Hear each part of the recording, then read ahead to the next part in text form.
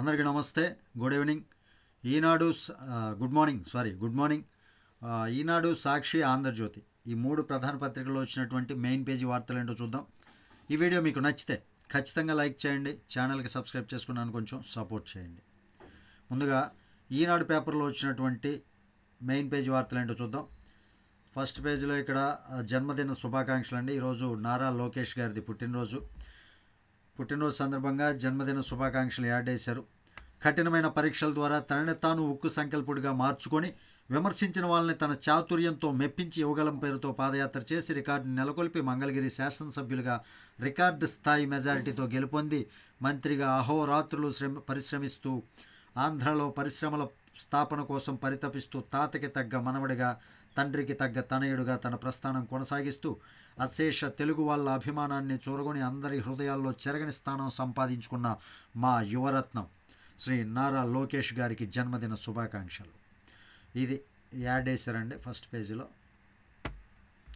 ఇక్కడ సెకండ్ పేజీలో కూడా సేమ్ యాడ్, కృషి వలుడు, కార్యదర్శకులు ఇలాగా. సరే, మెయిన్ వార్తల్లోకి వెళ్తే నాడు ఐటీ నేడు ఏఐ, కృత్రిమ మేధాలో ఏపీని అగ్రస్థానంలో నిలుపుదాం, సాంకేతిక అభివృద్ధి పరిశోధనలో సహకరించండి. బిల్ గేట్స్ను కోరిన ముఖ్యమంత్రి చంద్రబాబు. దావోస్ ప్రపంచ ఆర్థిక సదస్సులో ఇరువురి భేటీ. రాష్ట్రంలో హిందుస్థాన్ యూనిలీవర్ 330 కోట్ల రూపాయల పెట్టుబడులు. రాష్ట్రంలో ఏర్పాటు చేయనున్న కృత్రిమ మేధ విశ్వవిద్యాలయం కోసం నియమించిన సలహా మండలిలో భాగస్వాములు కావాలని మైక్రోసాఫ్ట్ వ్యవస్థాపకుడు బిల్ మెలిందా గేట్స్ ఫౌండేషన్ స్థాపకుడు బిల్ గేట్స్ను ముఖ్యమంత్రి చంద్రబాబు ఆహ్వానించారు. సాంకేతిక పరిజ్ఞానం, విద్యలో ప్రపంచ పురోగతికి అనుగుణంగా ఏఐ పరిశోధన అభివృద్ధిలో రాష్ట్రాన్ని అగ్రగామిగా నిలపడమే తన ప్రధాన లక్ష్యమని సీఎం ఆయనతో చెప్పారు. రాష్ట్రంలో centre of excellence for health, innovation and diagnostics ఏర్పాటు చేయాలని సీఎం ప్రతిపాదించారు. అప్పట్లో 1995లో ఐటీ, ఇప్పుడు 2028లో ఏఐ అంటూ బిల్ గేట్స్తో గత సమావేశాన్ని ప్రస్తుత భేటీని పోలుస్తూ ఎక్స్లో ఆయన పోస్ట్ చేశారు. ఇది పరిస్థితి. భవిష్యత్తులో ఏఐ డేటా కేంద్రాలకు డిమాండ్ ఉంటుందంట. దానికి సంబంధించి విశాఖలో వర్సిటీని అభివృద్ధి చేయబోతున్నారంటండి. వారసత్వం ఓ మిథ్య, లోకేష్కు వ్యాపారం అయితే తేలిక, కానీ సేవ చేయాలనే రాజకీయాల్లోకి వచ్చారు. అవకాశాలు అందిపుచ్చుకున్న వారే ఏ రంగంలో అయినా రాణిస్తారు. దేశానికి 4వసారి మోదీయే ప్రధాని.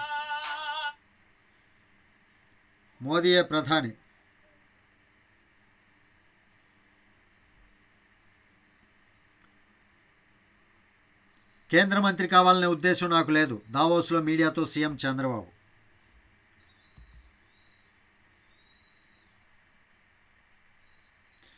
వ్యాపారం, సినిమాలు, రాజకీయం, కుటుంబం ఏ రంగమైన వారసత్వం అనేది మిథ్య అని ముఖ్యమంత్రి చంద్రబాబు వ్యాఖ్యానించారు.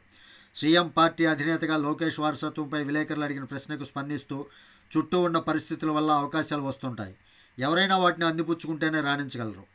నేనెప్పుడూ జీవనోపాధి కోసం రాజకీయాలపై ఆధారపడలేదు. 33 ఏళ్ల క్రితం కుటుంబ వ్యాపారం ప్రారంభించాం. ఆ వ్యాపారం అయితే లోకేష్కు చాలా తేలికైన పని, కానీ ఆయన ప్రజలకు సేవ చేయాలనే ఆలోచనతో రాజకీయాల్లోకి వచ్చారు. ఇది చెప్పారండి. మరొక విషాద ఘటన అండి. రైలు పట్టాలపై నెత్తుటి ధార.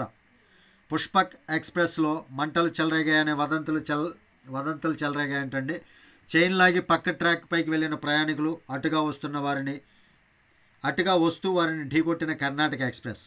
మహారాష్ట్రలో ఘోరం జరిగిందంటండి. 12 మంది మృతి. నూతన డీజీపీగా హరీష్ కుమార్ గుప్తా. ఈ నెలాఖరులో తిరుమలరావు పదవి విరమణ. ఆంధ్రప్రదేశ్ నూతన డీజీపీగా హరీష్ కుమార్ గుప్తా నియమితమయ్యే అవకాశం ఉంది. 1992 బ్యాచ్కి చెందిన ఆయన ప్రస్తుతం విజిలెన్స్ అండ్ ఎన్ఫోర్స్మెంట్ విభాగం డైరెక్టర్ జనరల్గా బాధ్యతలు నిర్వహిస్తున్నారు.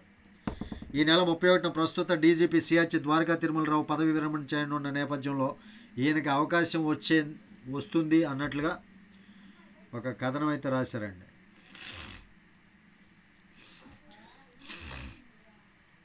తగ్గనున్న అధిక పింఛను.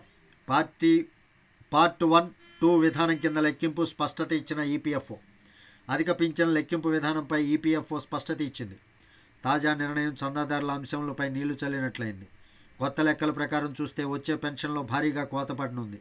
అధిక పింఛను, అర్హత లేని ఈపీఎఫ్ఓ పెన్షన్లకు వర్తింపచేస్తున్న లెక్కింపు విధానాన్ని అధిక పింఛను అర్హులకు అమలు చేయనున్నట్లు వెల్లడించింది.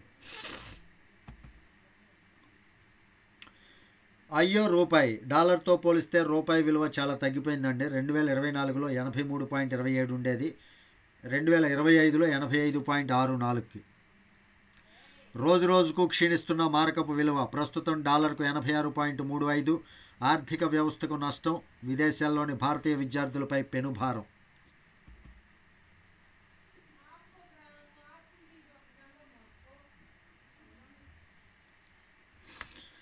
ఈ రూపాయి విలువ పడిపోవటం వల్ల ఎవరికి నష్టం అంటే దిగుమతి చేసుకునే పంట నూనెలు, చమురు, సహజ వాయువు, ఎలక్ట్రానిక్స్, బంగారం, లగ్జరీ కార్లు, గడియారాలు ఖరీదవుతాయి. చాలా ఎక్కువ అవుతాయంటండి. వంట నూనెలు కావచ్చు, చమురు కావచ్చు, సహజ వాయువు కావచ్చు, ఎలక్ట్రానిక్స్ ఇవన్నీ కూడా పెరిగిపోతాయి. ద్రవ్యోల్బణం పెరిగి ప్రజల కొనుగోలు శక్తి క్షీణిస్తుంది. నిత్యావసర వస్తువుల ధరలు పెరుగుతాయి. విదేశీ కరెన్సీలో రుణాలు చేసిన వ్యాపార సంస్థలపై భారం పెరుగుతుంది. వడ్డీ అసలు తిరిగి చెల్లించడం కష్టమవుతుంది. దిగుమతులపై అధికంగా ఆధారపడిన వ్యాపార సంస్థల లాభాల్లో కోత పడుతుంది. వ్యయాలు పెరుగుతాయి. ఇదండి రూపాయి విలువ తగ్గటం వల్ల ఇన్ని నష్టాలు ఉన్నాయి. ఇంకా చాలా ఉన్నాయి. సాలిడ్ గూడు, మంచు ముత్యాల తోడు. కొన్ని రోజులుగా పొగమంచు పడుతుంది కదండి, అక్కడ సాలిడ్ గూడు కట్టేటప్పుడు మంచు బిందువులు పడుతూ ఉంటాయి. దాని గురించి ఫోటో తీసి దాని గురించి రాశారు. జన హృదయ నేతకు జన్మదిన శుభాకాంక్షలు నారా లోకేష్ గారికి అండి. హడ్కో నిర్ణయంతో ప్రభుత్వ కృషి ఫలించింది. రాజధాని నిర్మాణం, టిడ్కో ఇళ్లకు 15,400 కోట్ల హడ్కో రుణం వెల్లడించిన మంత్రి నారాయణ. రామోజీ ఫిల్మ్ సిటీలో యుఎస్ కాన్సుల్ జనరల్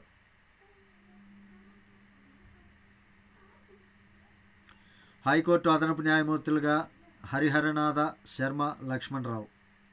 తిరుపతి తొక్కిసలాటపై న్యాయ విచారణ కమిషన్గా హైకోర్టు విశ్రాంత న్యాయమూర్తి జస్టిస్ ఎం సత్యనారాయణమూర్తి విచారించే అంశాలు ఏంటంటే వైకుంఠ ఏకాదశి దర్శన్ టోకెన్ల జారీ కోసం తగిన ఏర్పాట్లు చేశారా లేదా, చేసుంటే ఏమైనా లోపాలు ఉన్నాయా, దానికి బాధ్యులు ఎవరో గుర్తించాలి, తొక్కిసలాటకు దారితీసిన పరిస్థితులపై వివరణ ఇవ్వాలి, విచారణ జరపాలి, భవిష్యత్తులో ఇలాంటి ఘటనలు పునరావృతం కాకుండా చేపట్టాల్సిన చర్యల్ని సిఫార్సు చేయాలి, శ్రీవారిని దర్శించుకునేందుకు వచ్చే భక్తుల రక్షణ, భద్రతకు సంబంధించి సంస్థాగతంగా ఎలాంటి చర్యలు తీసుకోవాలనే దానిపై సిఫార్సు చేయాలి.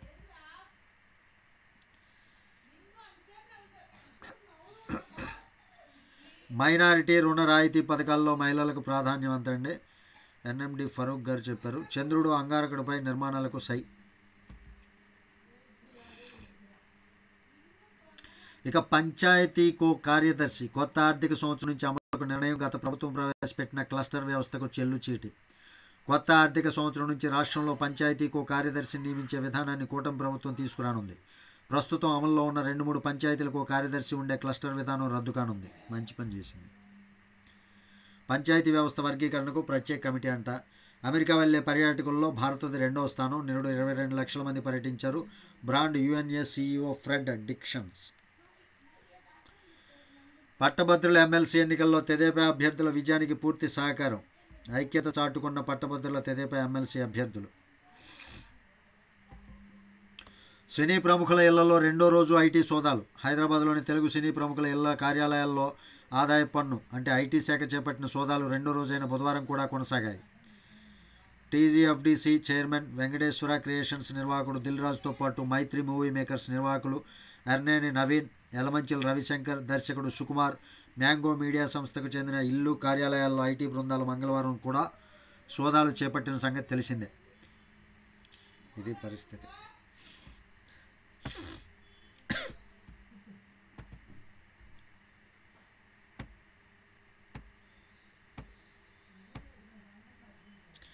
ప్రవేశ పరీక్షల కన్వీనర్ల నియామకం ఎప్పుడో. నిర్వాహకులపై టీసీఎస్తో కొలిక్కిరాని సంప్రదింపులు. ఉన్నత విద్యామండలిపై పనిభారం. సెట్ల షెడ్యూల్ కోసం విద్యార్థుల నిరీక్షణ. పంచాయతీరాజ్ వ్యవస్థలన్నీ ఒకే చోటుకు. అధికారుల కేడర్లో మార్పులు, సంస్కరణలపై కమిషనర్ పవర్ పాయింట్ ప్రజెంటేషన్. స్వాగతించిన ఉద్యోగుల సంఘాల జేఏసీ నేతలు. సివిల్ వివాదాల్లో జోక్యం చేసుకోవద్దు. వైకాపా ఎంపీ వైవి సుబ్బారెడ్డి కబ్జా చేస్తున్నారంటూ దాఖలైన పిటిషన్లో పోలీసులకు తెలంగాణ హైకోర్టు సూచన.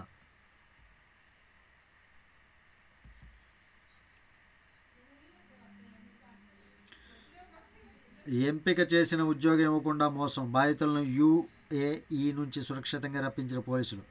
ఒక ఉద్యోగం కోసం ఎంపిక చేసి దుబాయ్, షార్జా వెళ్ళాక వేరే ఉద్యోగం అంటగట్టడంతో బాధితులు అక్కడి నుంచి ఫోన్లో విశాఖ పోలీసులను సంప్రదించారు. దీంతో పోలీసులు వారిని బుధవారం సురక్షితంగా నగరానికి రప్పించారు. మంచి పని చేశారు. 632 టన్నుల బియ్యం మాయమైన, అంతా సవ్యమేనట. ఆ మొత్తాన్ని నిల్వ నష్టం కింద చూపిన అధికారులు. కొరిమిల్లి గోదాములో తేడాలు లేవని నివేదిక.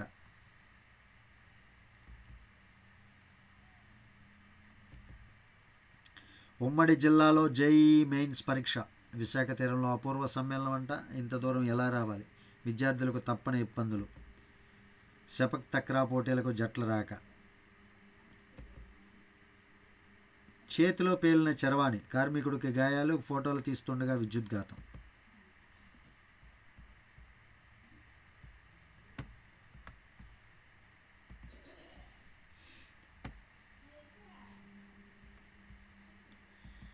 గోదావరి బనకచెర్లకు మళ్ళీ లైడార్ సర్వే. రైలు పట్టాలపై నెత్తుటి ధార, తగ్గనున్న అధిక పింఛను. అలలపై తేలుదాం, వెన్నెల్లో విహరిద్దాం. అలలపై తేలుదాం, వెన్నెల్లో విహరిద్దాం. నదులు, జలాశయాల్లో రాత్రి వేళల్లోనూ బోట్లు, పర్యాటకులు ఉండేలా ఏర్పాట్లు, సౌకర్యాలు కల్పిస్తున్న యంత్రాంగం. రాష్ట్రంలో 5 చోట్ల ఈ సేవలు అందించేలా ప్రణాళికలు. వెన్నెల రాత్రుల్లో కుటుంబ సభ్యులతో కలిసి బోటు షికారు చేయాలని ఉందా? అలలపై ఊయలపై తేలియాడుతూ కలల వీధుల్లో విహరించాలనుకుంటున్నారా? విందును ఆస్వాదిస్తూ అయిన వారితో ఆహ్లాదం పంచుకోవాలనుందా? అయితే మీకోసమే ప్రభుత్వం ప్రత్యేకంగా చొరవ తీసుకుంటుంది. కేరళలోని అలప్పిలో బోటు షికారు మాదిరిగా సౌకర్యాలు కల్పించేందుకు కంకణం కట్టుకుంటుంది. రాష్ట్రంలోని పలు నదులు, తీర ప్రాంతాల్లో సకల సౌకర్యాలతో పర్యాటక బోట్లు సిద్ధం చేస్తోంది. ప్రైవేట్ రంగంలో వీటిని ప్రోత్సహిస్తుంది. ఫలితంగా పర్యాటక రంగానికి నూతనోత్సాహం తీసుకొచ్చేందుకు ప్రయత్నిస్తుంది. కోనసీమ జిల్లా దిండిలో నడుపుతున్న బోట్లు అంటండి.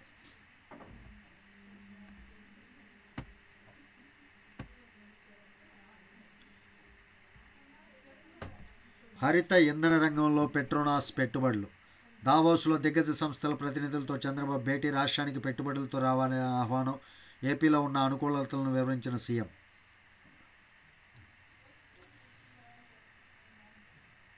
పెప్సికో ఇంటర్నేషనల్ బెవరేజెస్ సీఈఓ విలియమ్సన్తో చంద్రబాబు. విశాఖలో పెప్సికో గ్లోబల్ బిజినెస్ సెంటర్ ఏర్పాటు చేయండి.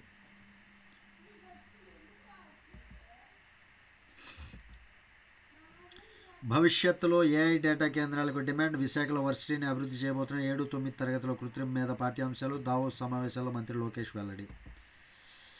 పారిశ్రామిక పార్కులు, డేటా కేంద్రాలను పెట్టండి. సిఆర్డీఏ పరిధిలో అంతర్జాతీయ విమానాశ్రయం ఏర్పాటు చేయండి. దావోస్లో పారిశ్రామికవేత్తలతో భేటీల్లో ముఖ్యమంత్రి లోకేష్.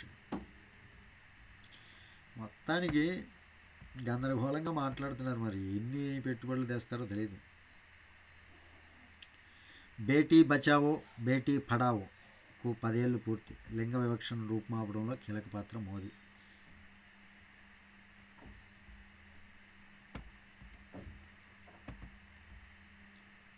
దేవాదాయ శాఖ ఇన్ఛార్జ్ కమిషనర్గా రామచంద్రమోహన్. ఆ గ్రామాలు ఎలా మాయమయ్యాయి? 792కు 292 మాత్రమే ఉండవేంటి? షెడ్యూల్డ్ ప్రాంతాలను ఏ అధికారంతో కుదిస్తున్నారు? కేంద్ర గిరిజన సంక్షేమ శాఖను ప్రశ్నించిన హైకోర్టు.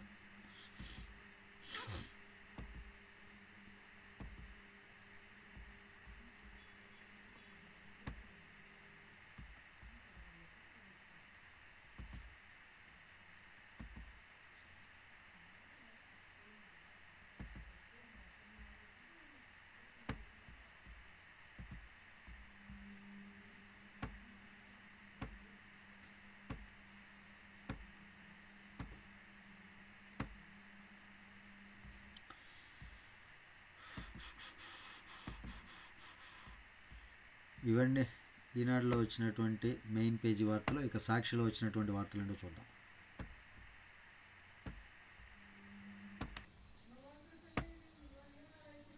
ఇక సాక్షిలో వచ్చినటువంటి మెయిన్ పేజీ వార్తలు ఏంటో చూద్దాం. బాబు కక్ష ఖరీదు 3 లక్షల కోట్ల రూపాయలు. భారీగా పెట్టుబడుల అవకాశాన్ని కోల్పోయిన ఏపీ. రెడ్ బుక్ రాజ్యాంగం ప్రముఖ పారిశ్రామికవేత్తపై వేధింపులకు చెల్లించిన మూల్యం. వేలాదిగా ఉద్యోగ ఉపాధి అవకాశాలకు గండి ఏపీలో పెట్టుబడులకు జేఎస్డబ్ల్యూ గ్రూపు విముఖత. మహారాష్ట్రలో జిందాల్ 3 లక్షల కోట్ల రూపాయల పెట్టుబడులు. గడ్చిరోలి నాగ్పూర్లో ఉక్కు, సోలార్, ఆటోమొబైల్, సిమెంట్ పరిశ్రమలు.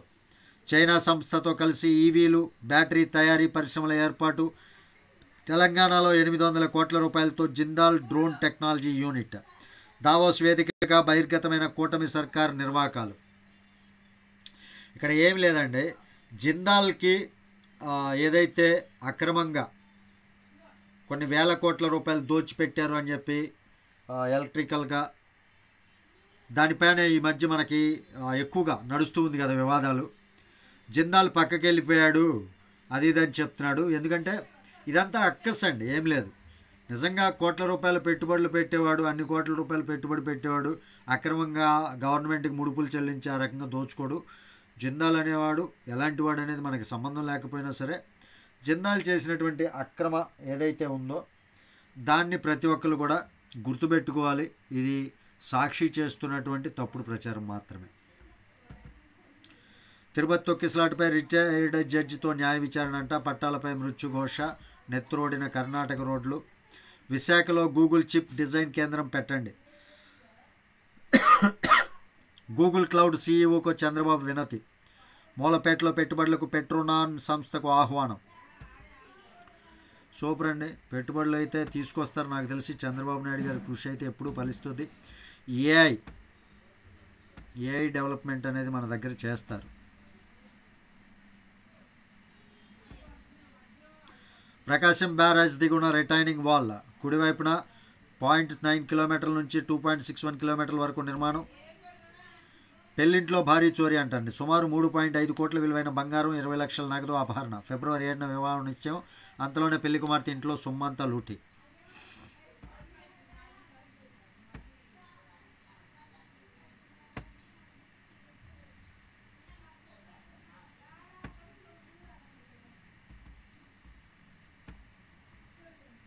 ఇవి సాక్షిలో వచ్చినటువంటి మెయిన్ పేజీ వార్తలు. ఇక ఆంధ్రజ్యోతిలో వచ్చినటువంటి మెయిన్ పేజీ వార్తలు అంటే ఒక్కసారి చూద్దాం.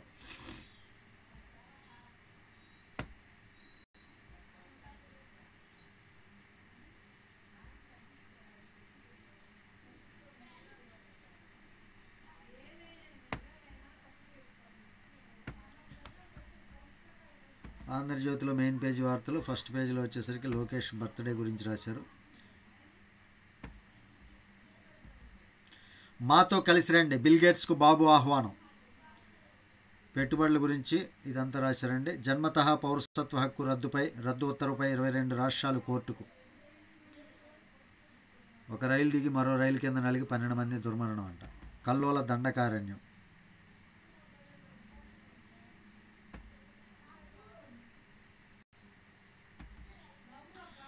జన్మతః పౌరసత్వ రద్దు గురించి ఉత్తర్వుపై 22 రాష్ట్రాలు కోర్టుకు వెళ్ళినాయి అంటండి. మరి కోర్టు ఏం తీర్పిస్తుంది అనేది చూడాలి.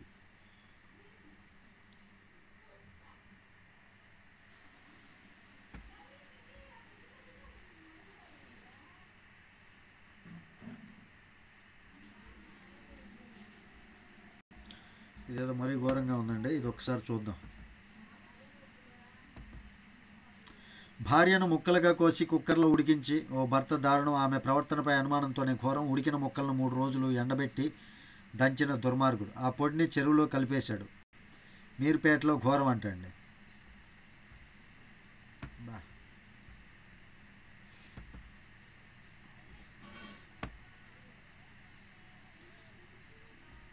ఉద్యోగాలు ఇప్పిస్తామని మోసం చేశారు.